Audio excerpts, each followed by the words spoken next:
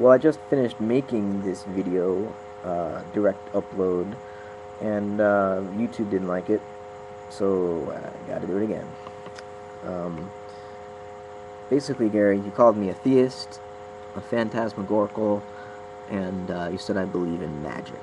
And I don't think these things are true, and I would hope that what I'm saying and have said doesn't sound like like that's the kind of perspective I have, because I'm trying to be as logical and reasonable and rational and scientific and empirical about the deepest questions that I can think of, the most important questions that I can think of.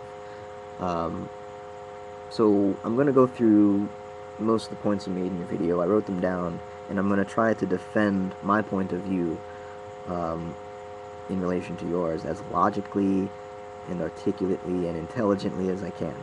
So we'll see where we go from there. Um, you called me a theist.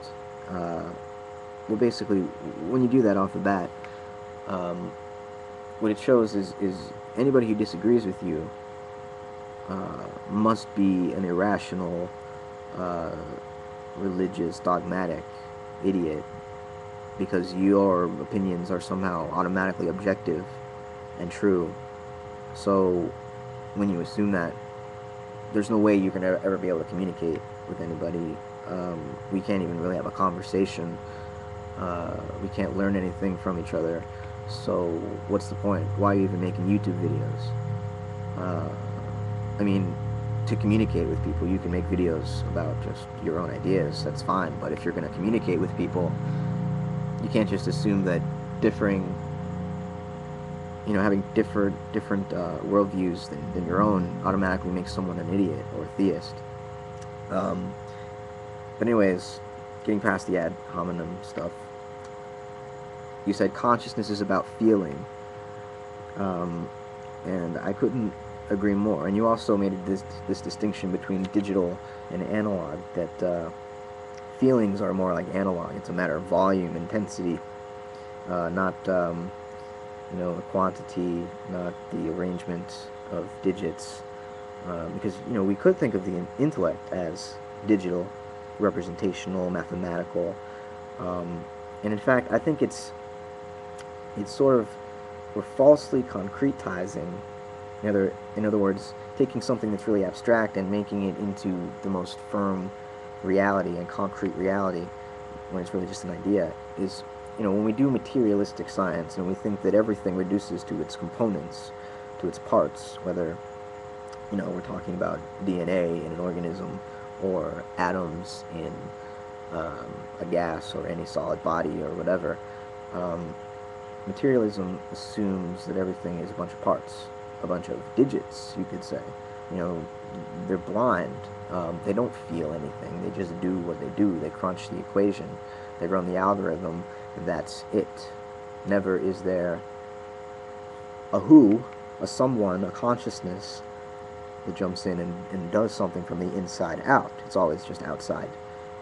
Collisions and forces and mass and inertia and gravity and electromagnetism. No, here I am, no spontaneity, no creativity, no novelty. And to me, this is assuming that reality is digital, when it may just be our language that is digital. Reality itself is analog. We're immersed in it. We can't distance ourselves from it and map it objectively. We're in it. We are it. And this is why I think that matter is conscious. It has feeling. It's not just blindly shuffling around through empty space. It is forming relationships, communicating with other bodies in its environment. Atoms can only bond with certain other atoms based on the outer electrons and how they can share these electromagnetic fields with each other. And so it's, in a sense, different elements are capable of speaking the same language as other elements, whereas those elements that don't have any way to connect, they don't speak the same language. They can't, their minds can't interact. But when atoms can interact and speak with other atoms, they form these really complicated relationships where order just arises. Like, H2O molecules, hydrogen and oxygen atoms, when they come together into large groups, they take on this whole new quality that wasn't present in the parts, and you would never have expected it to have emerged if all you knew was the parts. And, that's where the unpredictability comes in. We can probabilistically understand large bodies of liquids and molecules or gases, but we can't know where any specific molecule will be at any particular time. In quantum physics, we know that the more you know about the momentum of a particle, the less you know about its location. And the more you know about its location, the less you know about its momentum. And this isn't a technological limitation. It's not a limitation in our knowledge or understanding. It's a limitation in the very act of measuring subatomic particles, because we build these machines in order to produce the results that allow us to come up with quantum theory. But we find that at the smallest level, we can't measure these events without interfering with them. In a sense, we as the observer are not separate from the observation. We help to bring it forth.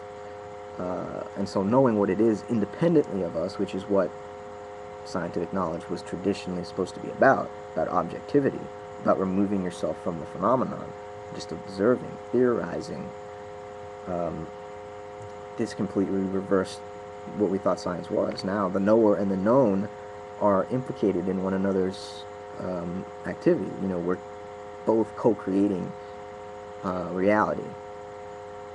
And Newton and Descartes and Laplace and Galileo, they didn't think that this would be the result of science. They thought it was a bunch of particles in space moving based on mathematical laws, and that we could be certain about all of it. I'll read a quote from Laplace, actually, from one of the books he published. He was an 18th century scientist. He said, "We may regard the present state of the universe as the effect of its past and the cause of its future.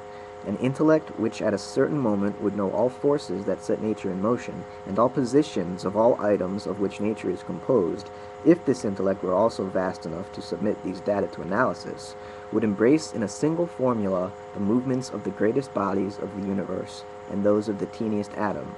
For such an intellect, nothing would be uncertain, and the future, just like the past, would be present before its eyes." See, science started as religion. All the first great geniuses of science were creationists. And the intellect, the objective observer, is the scientist's God. And I think it's your God too, Gary. And the thing is, within the last 100 years, this isn't a recent thing, science is no longer about this project of Laplace and Newton and Descartes to know certain knowledge, be able to predict completely the future. Science isn't making that assumption anymore. It can't. It no longer fits the data. Science is for 100, 150 years based on probability. And for since quantum physics, maybe 100 years, or 50 or 60 years, it's also been non-deterministic. So not only can't you predict it because of a lack of knowledge, but it is itself autonomous. It itself is creative. It's not mechanical. It's alive, in a sense. That word doesn't need to take on mystical connotations. I'm not saying matter has a soul. I'm not saying the body has a soul. I'm saying matter has mind in it, always. Matter and mind, they always go together. They always have, they always will.